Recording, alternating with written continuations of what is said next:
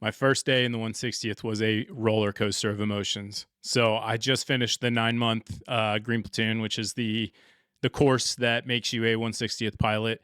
And I show up to my unit down in Savannah. I park good distance away from the hangar because I knew, if I park closer, I'm the new guy. I can't be doing that. So park a good distance away, get out of my car, have no idea what to expect. I'm told all these horror stories of, being the new guy and what happens when you show up. So I start walking in the hangar, start walking towards the hangar, and in the distance I see a night stalker. I see somebody who, looks the part, looks like a stud, like a special operations guy.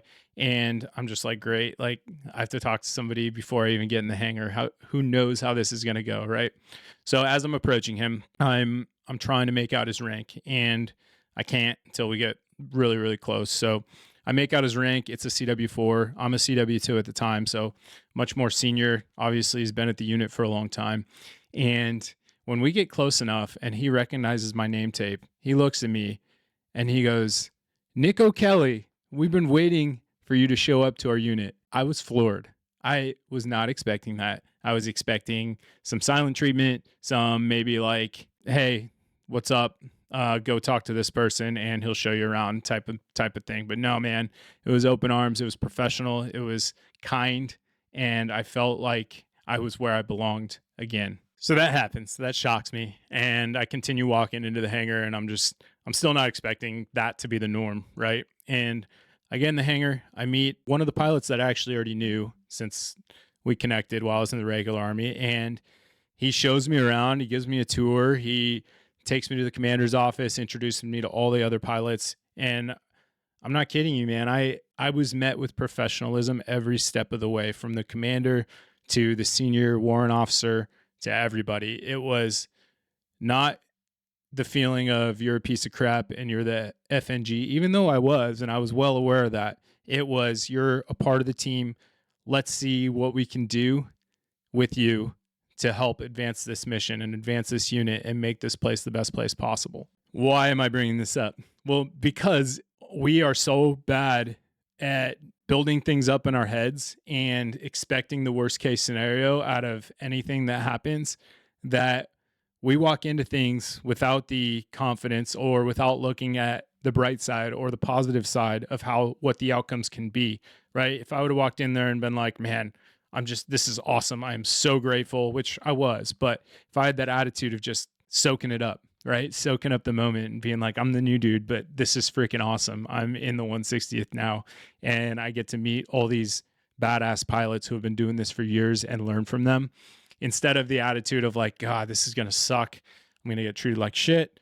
Everybody's going to hate me. Today is just going to be brutal. It's not going to be fun for a while." Just the expectation management that you can build yourself up or break yourself down going into something like that. And if I had the best case scenario mindset, it would have just solidified all those positive beliefs that I was talking about, right? Yes, it was a nice surprise, but I had spent the prior week, stressing about my first day and just like game planning it and being like, what do I need to do so that I don't get treated like shit? Or what happens if I get treated like shit? And the reality is that didn't happen at all, even though I built it up in my head. And then ironically, my first flight in the 160th was actually pretty similar. So of all people, it was that CW4 that I first met walking into the hangar that was giving me my first flight, which is kind of like a orientation flight, if you will, like showing you the area, showing you, the radio calls you need to make at this time, which frequencies you need to be on at this time, what the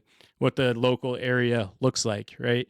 But learning from him and being in the cockpit with him, it made the environment so relaxed. I wasn't really under stress other than self-induced stress. There was no stress from his end perpetuating onto my end of the cockpit, which allowed me to get comfortable, to learn things a lot better at a lot quicker rate, and actually ask questions when I had questions instead of feeling like I just had to shut up and color and listen. It allowed me to use my brain essentially instead of being in that student mode and having white knuckle grip on the flight controls. So the leadership lesson here is culture is everything, right? Culture is going to influence how well people do in their jobs, how well people progress in their jobs, and how motivated they are to do their jobs at a high level. In in this unit, it was so professional that every single individual, every single pilot, crew chief, maintainer, doesn't matter, had the mentality of, if I fail, I'm letting someone down, not if I fail, I'm going to get in trouble. That's a maybe a nuanced difference, but the impact of that difference is monumental in a cultural standpoint and in a organizational standpoint. Because if you're working just to not get in trouble instead of working to enhance and optimize whatever job you're in, man, you are so much more effective when you're in it for the right reasons and you are not working out of fear or uncertainty or doubt. Your self-confidence and your ability to progress and influence change and influence positive factors in the culture is so much different. It's such a different dynamic. And I felt it. I was in units before where this was not the case, where you were walking on a tightrope and you were constantly looking over your shoulder, hoping you didn't screw something up. And yes, you still don't want to screw things up, but the motivation is so much different and so much more effective when there's good leadership and good culture. And this is something that I emphasize over and over again in my book, Stigma, that just came out. It is culture drives everything. Culture drives success. Culture drives failure. Regardless, I don't care who you are. I don't care where you are. Culture is the core to how an organization works and how an organization functions and how effective and efficient an organization is. So the lessons from the 160th that I've learned are so valuable, and take them to heart. Take them and put them into practice into whatever area of your life that you can control. All right, if you got something out of this video, like, subscribe. The link for my book is down in the description. Check it out. It is it's powerful, it's raw, it's vulnerable. Thanks again for watching.